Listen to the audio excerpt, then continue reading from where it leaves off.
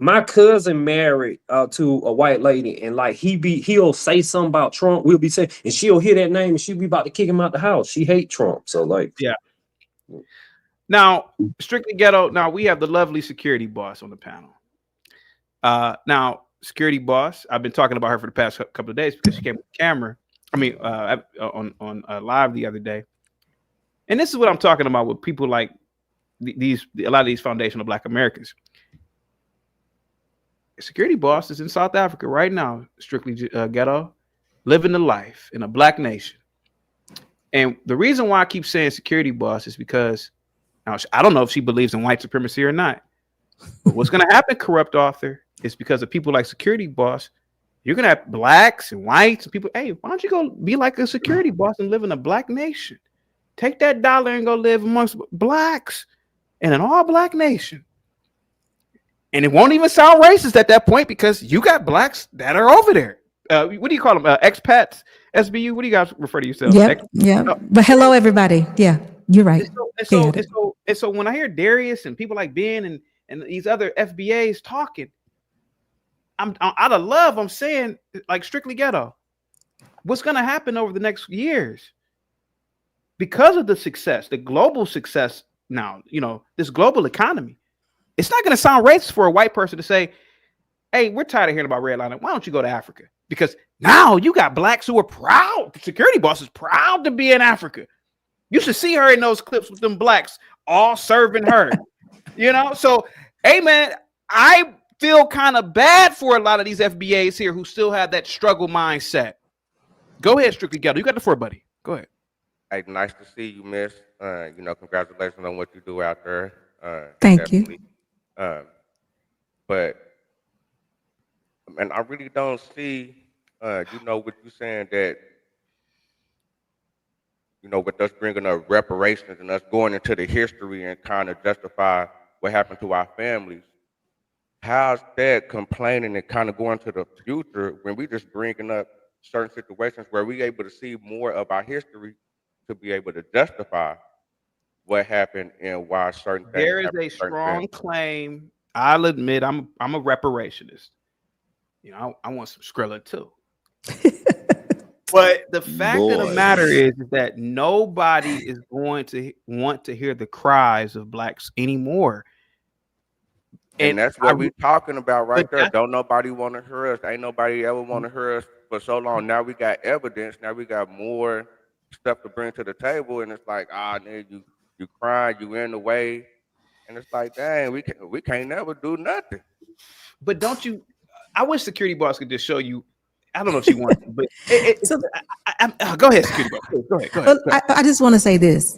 Okay, strictly ghetto. I hear what you're saying, but what if you thought about it for just a moment and realized that the white man is not the man on top? How would you feel differently about it? It's not about white, though. The United States government is the one that enforces. He has no impulse control. She was asking strictly ghetto. Go ahead, strictly ghetto. I'm just saying we blame what CT is trying to say is there's so many opportunities. You're not going to get what you want as far as from the federal government, which is typically the white man, is what the United States was built upon, and by the white man. And legacy, all of that. That's what it was built upon back then. Those are the ones who put us into slavery. Am I right or wrong? Isn't that what we are basing our theory on? Is it not? I mean, is it just answer? I mean, I wasn't there. I'm not a slave, and I'm not going to pretend like I understand and feel what they went through because I could never. It's almost, to me, it's almost a shame that we would think that we would be able to be paid a certain amount of money for the pain that our ancestors went through. It's almost embarrassing. It's almost embarrassing. Can I answer it, like, some things that happened to our family in the past, as far as taking land and stuff like that, that affect, when us speaking up on that and trying to get something back for that. I mean, how's that wrong with kind of, just speaking up on it and trying to say, hold on, government, this happened to our family back during this time, and you owe us, just like they paid the, tell that corny ass nigga to pull up in the back certain things that happened to them in the past. But my question to you was that what if you realize, okay, so who had you in slavery? Let's go that way. Who had you in slavery? Who had your The ancestors in United slavery? States government. Wow. Right, Okay. because the United States government made money off of slavery, as far as the people They paying made these laws taxes, or and people codified it. checking in or doing whatever they was doing, making money, or because first whenever they had the so-called bring the slaves in, they had to check them in into the Okay, so what to, about when they to the took country. them away? So what about when they came over to Africa and took them away? That was the United States government? You can't prove that. That didn't happen that way. Oh, okay. So when did the United States government take over and put the black man into slavery? Let's just start from there. So I don't even know who's speaking because Strictly is not saying anything. So I don't know who I'm speaking Can I to. say something real quick? This is what I'm talking about, SBU. These blacks don't even understand history. The United you States don't government. understand history. Hey man, well, you don't understand me. About to kick you off this panel. I'm The United saying it States was slave owners that was the in the government. hang tight. First of all, the United States government was new. It was formed in 1776. The Constitution was ratified in 1787. Not the founders, but Congress literally stopped the importation of Africans in 1818, which is absolutely remarkable considering the fact that the slaves were grandfathered in to this new government so that the society could keep functioning. It was a slave economy, right? So they were instrumental, if anything, at preparing to stop an institution that had been going on for thousands of years. And so the American government didn't go over to Africa at all to get any slaves. They actually, if anything, the American government sent Africans back to what was now known Liberia and gave them the country, like literally gave them the country. And so a lot of people don't know this stuff. And I don't know why people don't even think about it, but the United States government really wasn't instrumental in taking Africans over. I mean, Africans had already been in slavery under the old colonies, the French, the Portuguese, the Spanish, and the British colonies. So if anybody owe you anything, it's the British and the Portuguese and the Spanish empires that owe you money. So that's all. Well, go ahead. Go ahead. Go ahead. I was just already don't know too much about the slavery as far as with my family. You know what I'm saying? We coming from Florida with the Seminoles, and basically, but they took our land from down there in Florida. Then once we got to Oklahoma, they took our land there, and some of us had to go down to Mexico and come back. But still, at the same time, when we did get a lot of land, it was some of us that got swindled out our land too, because some of us didn't know how to read at the time, and we wasn't into school at that time. It was all new. We coming from living a certain type of different life than this type of society, as far as in America. You know what I'm saying? As far as being an Aboriginal native. You know what I'm saying? So coming into this whole nother culture is just, a lot of things happen to black people over here. You know what I'm saying? That they really don't even want to speak up on. CT, And we you really speaking up don't on it now. understand history. In all seriousness, CT, you really don't understand history because the United States itself. SB, I know you're getting tired of me doing this, but I was just so impressed. Here you have a multimillionaire on the panel, living in a 50 million square foot mansion in South Africa, and listen to these blacks.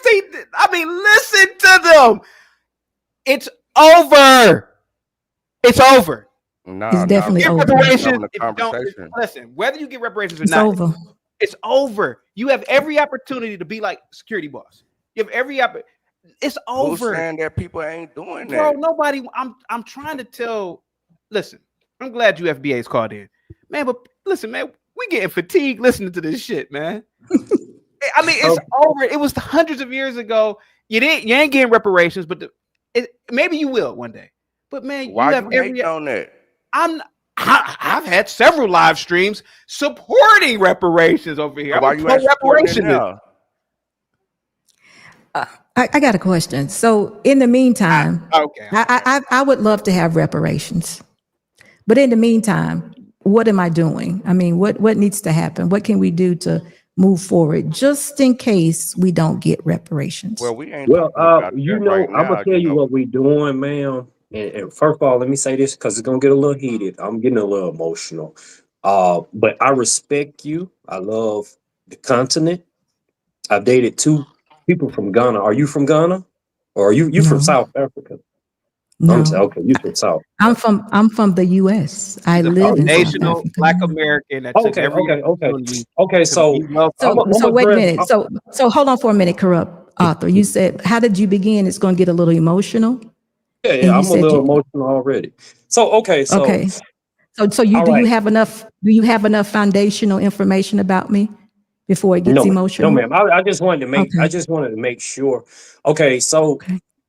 uh living abroad. Mm-hmm. Okay, so I've dated 2 women from Ghana, like in a long-term relationships. I've dated 2 of them. And I've dated several women in Ghana. Do you know out of probably about the 6 or 7 women in Ghana that I was involved with, all of them lost their virginity to rape. So the point I'm making is that needs to be fixed in their culture. Even though I'm not raping and my life is good and straight, I would like that issue to be solved and fixed and talked about. It's good that I you a million. It's good that you a millionaire. That's good for you and your kids. But life is really fucked up for millions and millions of Africans. The shit that's going on in the Congo, that needs to be talked about. We need to get it straight. The stuff that's going on in America, that's good that some of us can get rich, some of us can be middle class. But like I got friends who I made friends with who slept in 17 degree weather 2 nights ago. And I'm out working trying to address those issues. I know y'all think because we bring up reparations or the past that we just land on the ground waiting on a reparation check. No, everybody's living, eating, and working. We are not just sitting around. Y'all bring up these false narratives.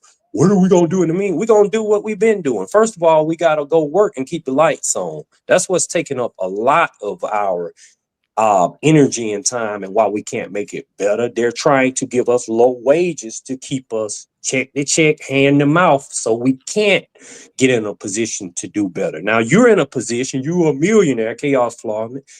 Are you, then you got free time. I like China's model because China brought 800 million people.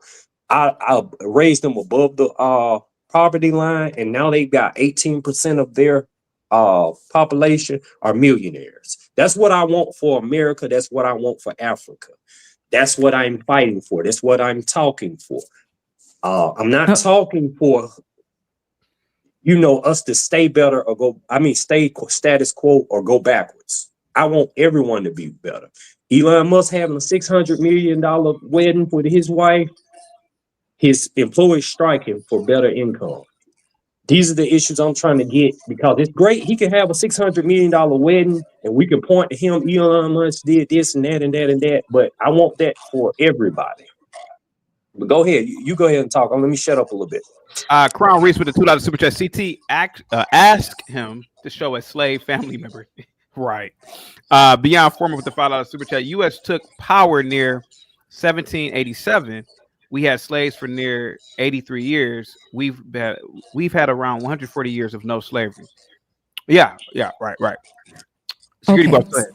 Okay, so to the Corrupt Author, the reason why I asked you before you got started if you knew enough about me, because I've only lived in South Africa 6 months. I moved here July 1st. I've spent my whole entire life in the United States.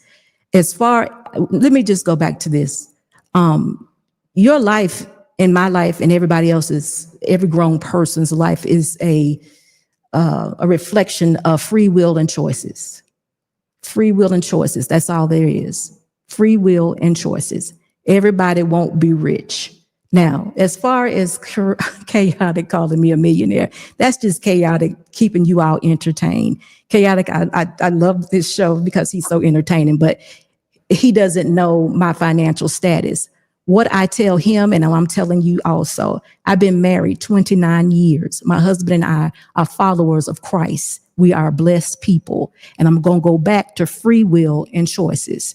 I'm not saying that it makes sure there's an insurance that you get it all right. There's not, but you trust in God, and that's how you get from one place to the next. When you say that you're waiting on them or them people, I have been them people because I have had businesses my whole 29 years of being married, and we employ people of all races, including blacks. So minimum wage, I don't, you get paid for what you have put out to do. If you're a person that feels as though that you are more valuable, then you would want to make some different choices, go seek more education, because you're living in a place, the United States, that is all about capitalism, and there's corruption, and they're not going to do anything for you. So instead of you doing the same thing you've been doing, because that's what you just said you were doing. You said, I'm going to continue to do the same thing I've been doing. You might want to think a little bigger, or maybe fall to your knees. I don't know anything about your prayer life, but you might want to fall to your knees and ask God for some direction. And it may not be in someone giving you something. It may be you creating something for yourself. That's what I'm saying. So I'm just like you. I've lived in it for 53 years myself, 54 years in it myself. I had to make choices. I had to make decisions. And so I just decided to leave. We left not because of the white man. We left because we had a word from God that says you need to leave because the next 4 years are going to be very, very difficult for you or for your kind. And you need to tell as many people as you can to get their passports because they may need to leave too. Not to come to South Africa per se, but just might get, well, oh my God, maybe that's who you need to call on. Especially if you're up here complaining. That's who I call on. So I think I listened to your story. Please don't interrupt me while I'm giving this young man I'm just answering his questions. Going back to the sin problem that Ghana has.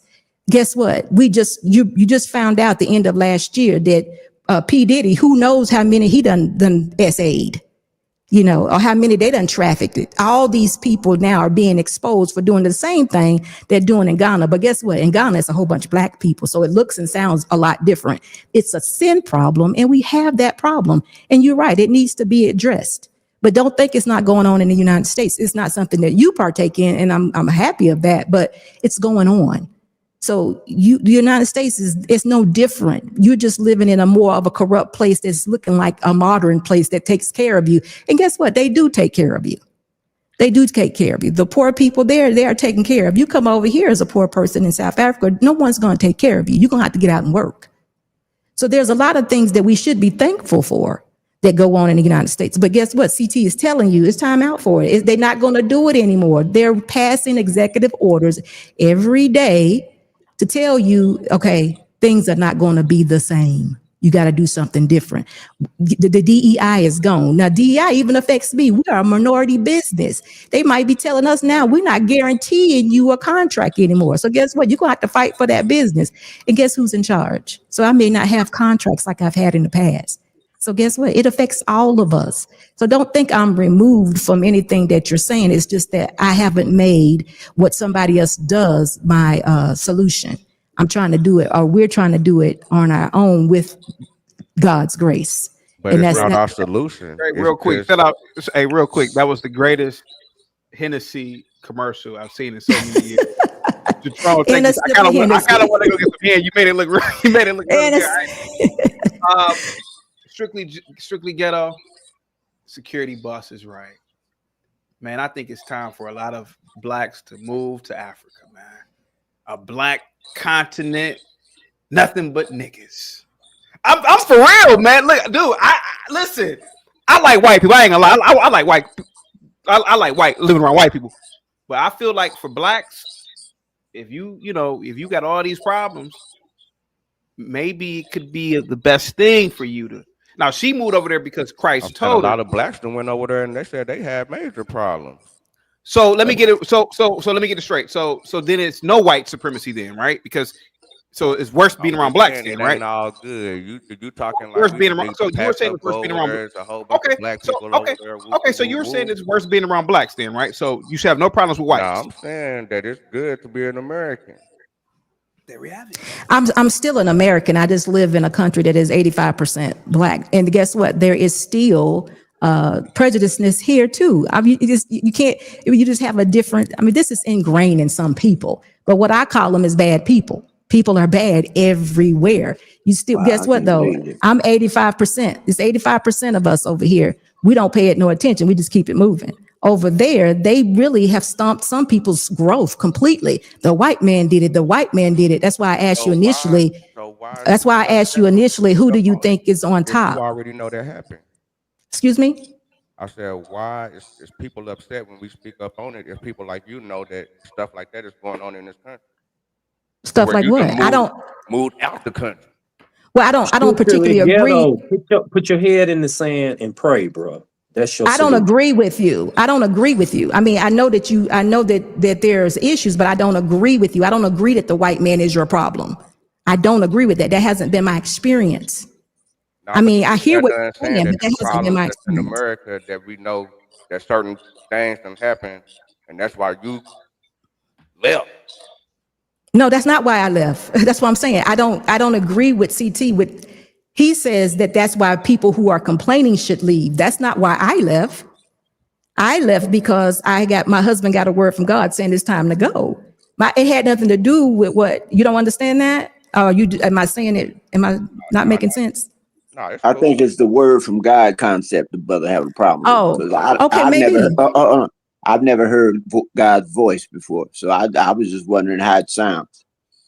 I can't explain that to you, but if you ask and you repent for all the things that you don't know and have done incorrectly and all the trespasses you made against people, and you accept Jesus into your life, you may hear it.